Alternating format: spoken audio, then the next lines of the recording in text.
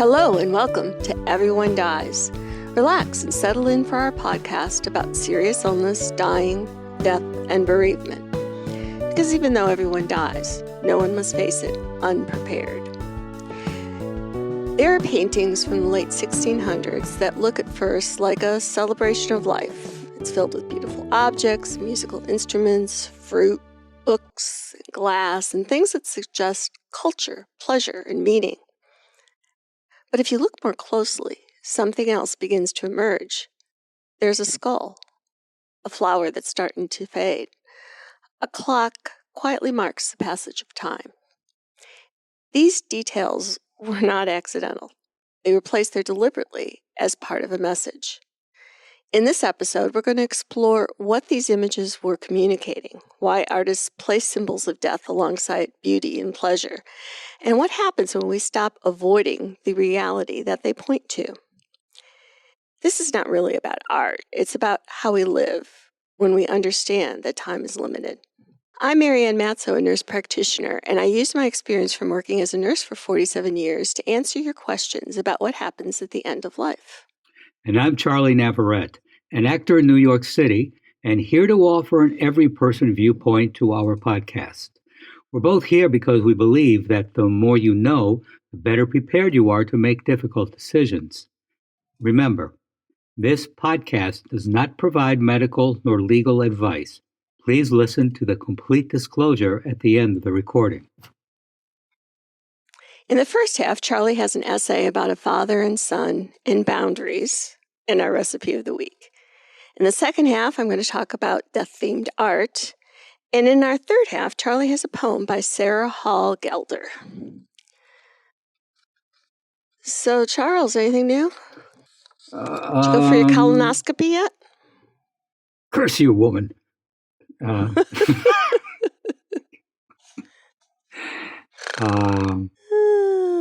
Well, I guess in a word, no. Oh, Charles. Everybody's waiting to hear. Geez, Everybody's waiting to hear. And, ladies and gentlemen, and those of you who are neither ladies nor gentlemen, I'm sorry. I'm a bad example. I really have made the appointments twice, and then something else got in the way, which is really stupid because there's what is more important than your health. Well, okay, actually, so maybe a new cocktail, but no, even that can wait. I have no real excuse for it. Well, I'm going to keep asking until you do it. On the air, in front of thousands of people, but, no pressure. No, I don't feel any pressure at all. Thank you. You're welcome. In our first half, our recipe of the week from Judy Garland is vegetable salad. What? Is that the best she could do? That's what it says here. Yes, I'm going to tell you how to make a salad. That's what it says here. So, had you not interrupted, that's the next thing. I know. Who needs a recipe for salad? The salad includes a recipe for homemade French dressing, and her instructions say to mix the dressing into the lettuce with your hands, then, quote, then you eat it, and you'll say it tastes swell. And Mother says it's very healthy, too. Bon appetit. You see why this woman was under so much stress from the time she was a child. Oh, my God. Poor dear. I know. It's been 57 years this month since Judy Garland died at the age of 47. The New York Times published her obituary, and here are some interesting snippets of her life. Ms. Garland's personal life often seemed a fruitless search for the happiness promised in Over the Rainbow, the song she made famous in the movie The Wizard of Oz. Her father died when she was 12 years old. The pressures of adolescent stardom sent her to a psychiatrist at the age of 18. She was married 5 times. She was frequently ill. Her singing voice faltered, and she suffered from the effects of drugs she once said were prescribed either to invigorate or tranquilize her. Judy Garland's career was marked by a compulsive quality that displayed itself even during her first performance at the age of 30 months at the New Grand Theater in Grand Rapids, Minnesota. Here, the story is told, Frances Gumm, both her parents were vaudeville players, sang Jingle Bells on a Christmas program. She responded so favorably to the footlights that her father was forced to remove her after she repeated the song 7 times. The other side of the compulsively vibrant, exhausting performances that were her stage hallmark was a seemingly unquenchable need for her audiences to respond with acclaim and affection. And often they did, screaming, "We love you, Judy! We love you!" Miss Garland described her feelings toward the audience for a magazine interview in 1961. Quote, "A really great reception makes me feel like I have a great big warm heating pad all over me. People in mass have always been wonderful to me. I truly have a great love for an audience, and I used to want to prove it to them by giving them blood. I have a funny new thing now, a real determination to make people enjoy the show. I want to give them 2 hours of just pow." Close quote. She made more than 35 films, once set a New York vaudeville record with an engagement of 19 weeks and 184 performances, cut numerous records, and in recent years made frequent television appearances. Perhaps the most remarkable thing about the career of Judy Garland was that she was able to continue as long as she did, long after her voice had failed and long after her physical reserves had been spent in various illnesses that might have left a less tenacious woman an invalid. The confusion from which Miss Garland often seemed to suffer in her personal life apparently extended to her performance in The Wizard of Oz. Harold Arlen, who composed the score for the film, said she felt most deeply about the song Over the Rainbow. He quoted yesterday from a letter he said he had received from Miss Garland. She wrote, "As for my feelings toward Over the Rainbow, it's become part of my life. It is so symbolic of all my dreams and wishes that I'm sure that's why people sometimes get tears in their eyes when they hear it." But recently recalling her role in The Wizard of Oz, in another context, she said, "I was really little tortured Tilly in the whole damn thing." Please go to our webpage for this week's recipe and additional resources for this program. This is the part where we ask for your financial support. Your tax-deductible gift will go directly to supporting our nonprofit journalism so that we can remain accessible to everyone.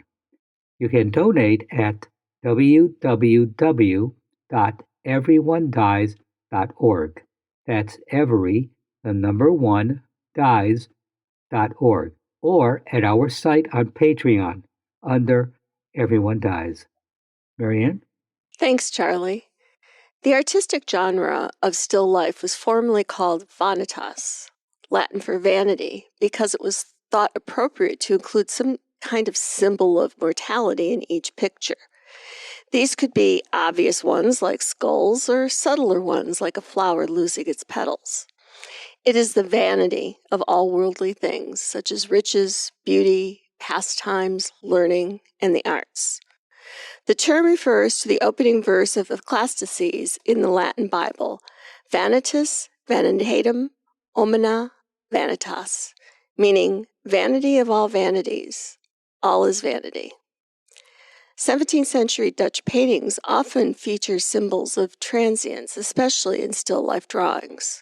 Vanitas paintings, in which sumptuous arrangements of fruits and flowers or lavish banquet tables with fine silver and crystal, were accompanied by symbolic reminders of life's impermanence. Some flowers will wilt and die, while insects have eaten holes in the leaves. Often some of the luscious fruits and flowers themselves would be shown starting to spoil or fade. One common interpretation of Vanitas art is a moral message common in the 17th century. It was a reminder that beauty fades and all living things must die. While still life paintings celebrated the beauty and luxury of fine foods or voluptuous flowers, Vanitas was a warning about the fleeting nature of these material things and the shortness of life. Consumers were being reminded to not become too attached to their material possessions and worldly pleasures. Eternal salvation came only through the devotion to God. A skull, an hourglass, or a pocket watch, a candle burning down, or a book with pages turning would serve as a moralizing message on the fleetingness of physical pleasures. Vanity, not in the sense of vainness or conceit, but in the emptiness of earthly possessions, underlines Vanitas' still art, is the concept of Memento Mori, reminding us that we must die. Possibly frivolous and decorative nature of still life genre was avoided by Peter Claes in his painting titled Vanitas, and I have a link for that in the show notes so you could go look at it.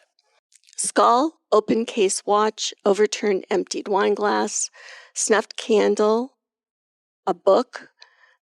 Lo, the wine of life runs out of the spirit is snuffed. O man, for all your learning, time yet runs on. Vanity. The skull and the hourglass show that time flies and that death brings an end to everything earthly. Even the knowledge gathered from the thick book in the picture cannot be taken to the grave. The visual cues of the hurry and the violence of life are contrasted with eternity in this somber, still silent painting.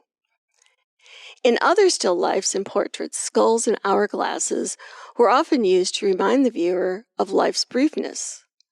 Our brief time on earth passes as quickly as the beauty of each flower bloom. Vanitas' still life with musical instruments was painted by Cornelius de Heem in 1661.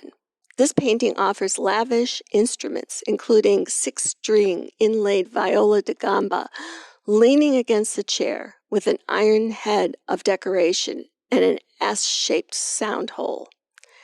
Next to it on the ground are 2 types of lutes, a trumpet, a flute, and a mandolin. In a chair on the left, a violin, a bagpipe, and a small pocket violin. On the table, richly laid fruits and golden objects are the traditional symbols of Vanitas. To show the transitoriness of pleasures gained from wealth, plenitude in eating and drinking, there is an up-ended wine jug from which its contents is spilled onto the ground, symbolizing that earthly pleasure is short-lived and man will return to dust. In the context, the instruments are symbols of physical love. Next to them, the painter depicted a snail on the ground. It was generally believed that this animal was born of mud, so it became a symbol of sin. In contrast, the ivy crawling up the wall in the background promises immortality. The peach, melon, and fig, since they are cut open and their seeds are revealed, symbolize revival and resurrection. This image makes the message of the painting less somber, although its warning intent is unmistakably recognizable. Vanitas paintings are intended to remind the viewer of how short life is. Images and writing of the period often compare human existence to a bubble, cut flowers, smoke, and other reminders of life's brevity. Fame and wealth share this fate. A sword or other weapon reminds us that arms are no protection against death.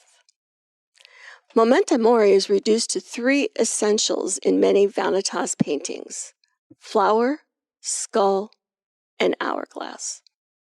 Flowers with drops of dew are symbols of a short life and decay. Our brief time on earth and the passages of time is symbolized by a timepiece, passes as quickly as the beauty of each bloom. Timepieces are a reminder that our life on earth grows shorter with each passing minute. Public clocks would be decorated with mottos such as Ultima Forsan, perhaps the last hour, or Vulnerament Omnes, Ultima Decant. They all wound, and the last kills. Even today, clocks carry the motto Tempus Fugit, meaning time flies. Old striking clocks often exhibited mechanisms that would appear and strike the hour. Some of the celebrated automation clocks from Augsburg, Germany, had death striking the hour. Private people carried smaller reminders of their own mortality. Mary, Queen of Scots, owned a large watch carved in the form of a silver skull, decorated with the lines of Horus. The Rubaiyat of Omar Khayyam in 1855 said this, "O come with old Khayyam and leave the wise to talk. One thing is certain, that time flies. One thing is certain, and the rest is lies. The flower that once has blown forever dies." Vanitas paintings were never intended to be discouraging. They intended to be honest. They placed beauty and mortality in the same frame because that's how they exist in real life. They do not separate experiences. They are intertwined in ways that we do not always acknowledge. The message is simple, but it's not easy. Time is moving. Life is temporary. And that is not a reason to withdraw from living. It's a reason to be more present, more intentional, and more willing to engage with what matters. When we allow ourselves to recognize that our time is finite, something shifts. We begin to pay closer attention. We say the things that we've been putting off. We focus on what is temporary and more on what is meaningful. The awareness of death does not take away from life. It gives it weight. You don't need a painting to remind you of this. But if it helps you live with intention, then it has done exactly what it is meant to do. Charlie, any thoughts? Yeah, I kept thinking about Judy Garland when you said that. I mean, you mentioned, with Vanitas, brevity, fame, wealth. I just remember she I think it was a series of concerts at Carnegie Hall, and one was recorded, and just her passion on that stage, she just needed. I mean, live on stage, you couldn't touch her, but I think it's available online. Even if you just find snippets of it, it's like her veins were ready to burst, because all of that, all the adjectives you use just seemed to be so invested in her, and she just needed that recognition, that embrace from her audience. And I remember what did she would ask something like, do you like me? I hope I'm making you happy. It was, her gifts and her talent and her greatness was not enough. And as you were saying, just all those elements combined was still not enough, and just could not appease her. I mean, she really did have a very tough life. But I don't know. I just kept thinking of that, Marianne. Yeah.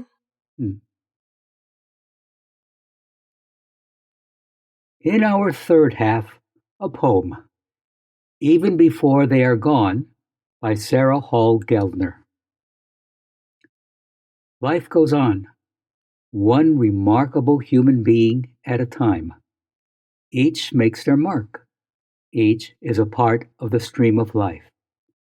Each is essential to the future, and each is missed even before they are gone, when it seems they may be leaving. And so we end this week's episode. Please stay tuned for the continuing saga of Everyone Dies, and thank you for listening. You can find more episodes on Spotify, Apple Podcasts, or your favorite podcast app. Follow and subscribe to the show. Share it with someone today. This is Charlie Navarrete. And famous last words from the Wicked Witch of the West. Does not provide medical I'm advice. melting. All Melting. discussion in this podcast, What a such as world. treatments, What a dosages, world. Outcomes, charts, patient profiles, And I'm Marianne Matzo, advice, and we'll see you messages, next and any week. other discussion Remember, are for every day informational is a purposes gift. only and are not a substitute for professional medical advice or treatment. Always seek the advice of your primary care practitioner or other qualified health providers with any questions that you may have regarding your health. Never disregard professional medical advice or delay in seeking it because of something you have heard from this podcast. If you think you may have a medical emergency, call your doctor or 911 immediately. Everyone Dies does not recommend or endorse any specific tests, practitioners, products, procedures, opinions, or other information that may be mentioned in this podcast. Reliance on any information provided in this podcast by persons appearing on this podcast at the invitation of Everyone Dies or by other members is solely at your own risk.